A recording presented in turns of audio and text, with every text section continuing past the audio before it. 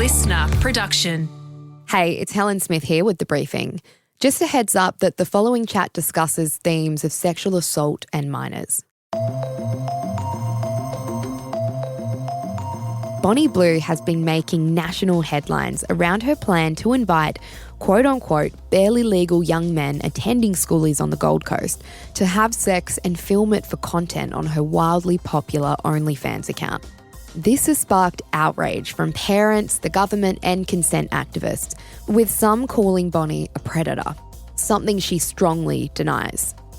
Harrison James is a survivor of sexual violence, and he now works as an activist speaking to consent, sexual violence and the safety of children and young people. Harrison is one of the many who thinks Bonnie's actions are exploitative, taking his anger as far as calling the hotel Bonnie is planning to stay at in the Gold Coast to alert them to what she'll be doing there. So where do you draw the line when it comes to consent and exploitation? Before you listen to Harrison, we encourage you to listen to part 1 of this chat, where we speak to Bonnie Blue herself and her justifications. That's in your feed right now. Harrison, welcome to The Briefing. Can you tell us who you are and why you care about what Bonnie Blue is doing in Australia? Of course. Well, my name's Harrison James. I'm an activist and a survivor of child sexual abuse. I use my story to try and initiate some change and use my lived experience to, inform the community and educate the community as well. Look, I want to start this by saying this is not an attack on anyone who creates or consumes pornography. That's not what I'm here to do. That's an individual choice. I'm not here to bring about shame onto that. What I am here to do as someone who has survived child sexual abuse and now campaigns extensively for youth protection is bring forward that understanding that throughout adolescence, young boys particularly, are frequently exposed to these damaging messages throughout mainstream pornography that reinforces harmful beliefs, that their worth and their masculinity are tied to any and all sexual conquests. So when OnlyFans creators like Bonnie Blue and Annie Knight specifically target, quote, barely legal boys, in environments like schoolies, it exacerbates a pre-existing issue. It is a societal grooming of young men to equate any and all sexual encounters, even if it's exploitative, with status and validation. So this environment is further complicated by, adding factors like alcohol and the emotional intensity of the celebrations as well. And the questions that I ask is, how can we be certain that no underage or impaired individual slips through the cracks and becomes a victim of predatory behaviour? And I just think the current safeguards and age verification processes are not foolproof. And when it comes to the exploitation of young boys or young people more broadly, I honestly believe through my lived experience that the stakes are just too high when dealing with young people navigating that sort of newfound independence, right? My aim, again, just to reiterate, is not to shame anyone who creates this content, but just to ensure that conversations about this issue prioritise the safety and well-being of youth, and that we as a society hold accountable those who might exploit those vulnerabilities. Now, Bonnie has maintained that what she's doing isn't illegal. In your view, what is wrong with what she's doing? It's the conditioning that these young boys go through when they're consuming mainstream pornography. And that's no fault of Bonnie as an individual. That's a societal issue that we need to tackle. But Bonnie is specifically exploiting that conditioning. And I know firsthand now, with hindsight, that I was blatantly exploited in the most extreme circumstance. Now, I'm not here suggesting at all that Bonnie Blue is sexually abusing young children. That is not the point at all. But what she is preying on is that societal conditioning that leads up to that point where they're 18, where these young, impressionable boys who perceive this as their ticket to validation and manhood. And that's wrong. 5 minutes of naivety for these boys is going to be a lifetime of profit for someone like Bonnie Blue. That's literally the definition of exploitation. And I just think that these boys specifically don't understand that these videos, once they're out there, they're ubiquitous. It's there forever. As you've mentioned, you've said that this behaviour from the adult content creator comes from a dangerous culture where boys are taught to see sexual encounters as their ticket to validation and manhood. Can you further explain what you mean by that? So when I hear about what's unfolding at schoolies or what is about to unfold at schoolies, these are adult content creators planning to take advantage of newly turned 18s. It hits me deeply. And these teenagers are barely adults and are still navigating their own sense of self and boundaries. They're still trying to form that within themselves. And mainstream pornography has already heavily conditioned these young people, but specifically young men, making them feel that any sexual encounter equates to validation and social status. It's like the highest form of social currency to have sex. It's troubling, and for me personally, it's heartbreaking to think that a place meant for celebration, right, could turn into a space for potential exploitation. And this is why it's critical for society to prioritise the safety of our youth and call out harmful behaviour that puts them at risk. Earlier you said you don't have an issue with sex work, but in your own words you were very critical of sex work. You've described it as societal grooming. Doesn't that mean that you do have a fundamental problem with sex work generally? So not with the act of sex work itself, but with the mainstream porn conglomerates that are pitted against these young boys. I mean, imagine I gave the keys to my car to my 9-year-old daughter and said, there you go, drive the car, you'll be right, it's all yours. And then she inevitably crashes that car, and then I blame her. I put all the onus on her for the thing she's made, but really the onus should be on me. My point is that we cannot expect to throw young people into the deep end of the internet where everything is at their fingertips and then blame them for what's coming out of that. When we pit conglomerates against vulnerable individuals, it's not a fair fight at all. That's what my issue is, not with the act of sex work itself. Sex work is real work. I want to make that abundantly clear. And I never want to shame anyone who creates content or consumes it. It's really important that that message is out there, because that is not what this conversation is about. This is about calling out blatant exploitation. It's a very different thing. How do you, in your example, how do you stop someone from giving a young boy the keys to the car to drive? Yeah, it literally is education. Informing young people about porn literacy and holding the right people to account as well. People who go out of their way to exploit young people should be held accountable. I know you're probably going to ask a question about the deportation, right? And I'm going to lead it into your question now. And we're seeing a lot of rhetoric online, right, that has gone to these real extremes where people are asking, imagine if this was a man exploiting young girls. And we already know that that's a huge problem within society. We can't even pretend that it's not.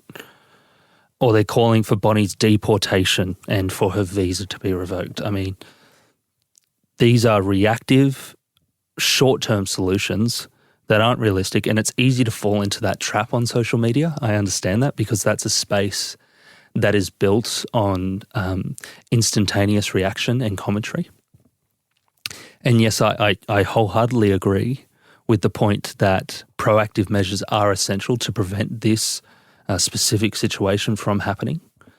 But all of that noise, it really risks distracting from the deeper conversation that I aim to bring forward with my activism.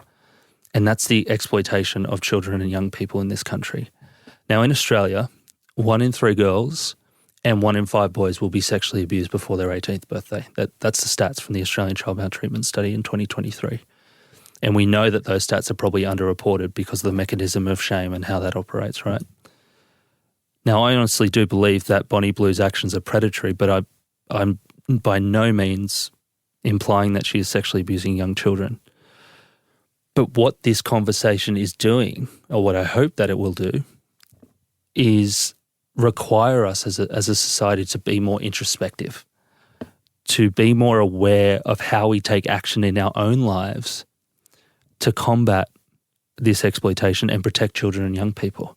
You've called merit and sweets about Bonnie Blue and another sex worker, Annie Knight's participation in schoolies. What was your goal in doing that? It was a preventative measure, and one, to try take some proactive action to stop that from occurring.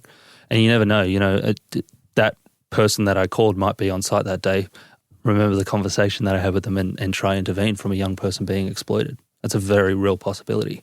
But also what I wanted to showcase to the broader public is the power of positive action. Instead of just getting online and jumping up and down about a situation, getting out there and making a difference. I know a phone call is just a small thing to make, but it could be the impetus to a broader conversation, to more action that could be taken from that.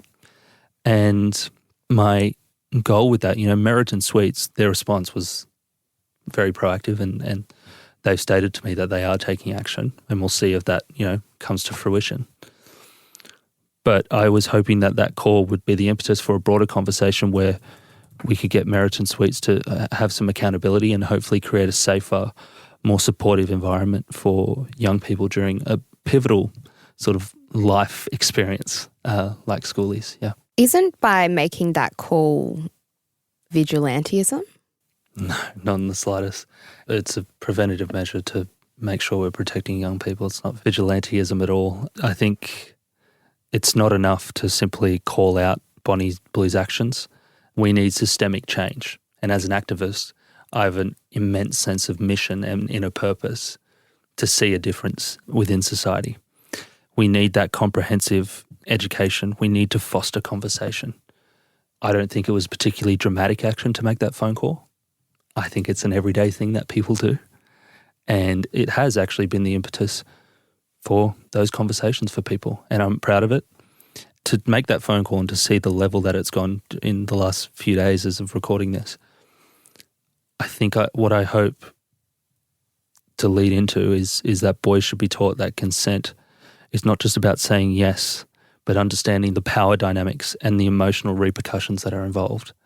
They should learn that being featured in content like this isn't necessarily a badge of honour, but a decision that can have lasting impacts on their mental health and future. And I think Bonnie Blue's actions are not isolated either.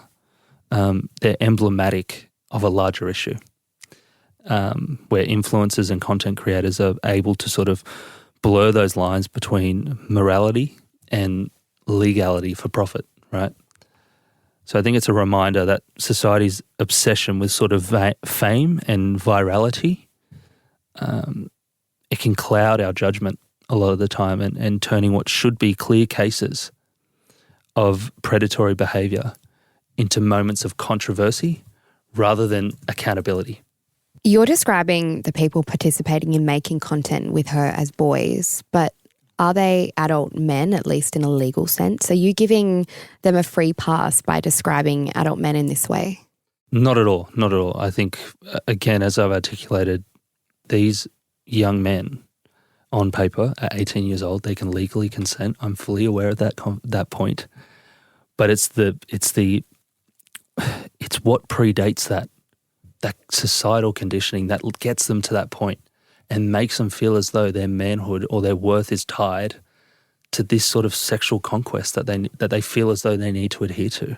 So yes, legally, it might be perceived as okay, but morally, it is a total corruption of the protection of youth.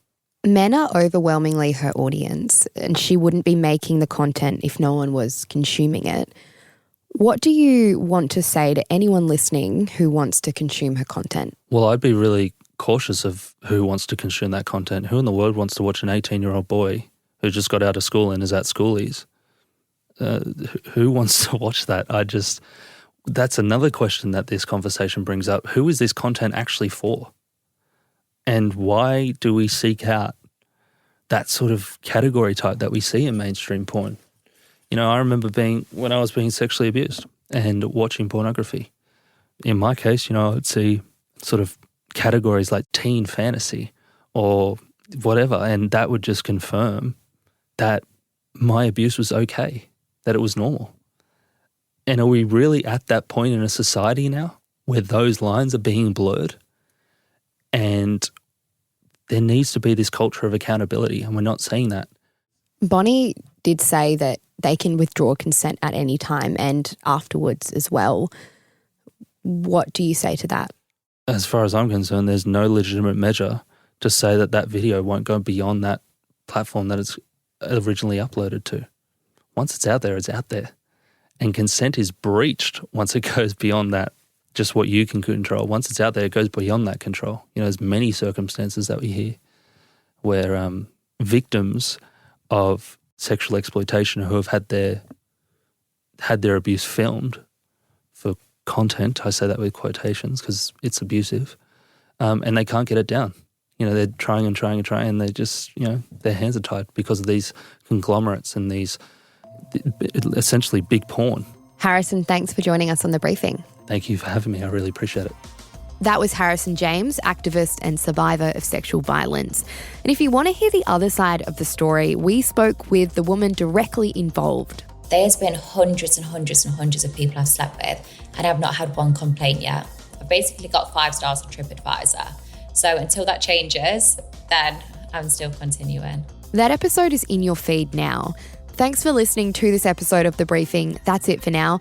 Before you go, though, we'd love it if you could share this ep with someone else you think might enjoy it too. And if you want to keep up with our other content, you can check us out on Instagram at The Briefing Podcast and on TikTok and YouTube. Just search for Listener Newsroom. I'm Helen Smith. See you next time.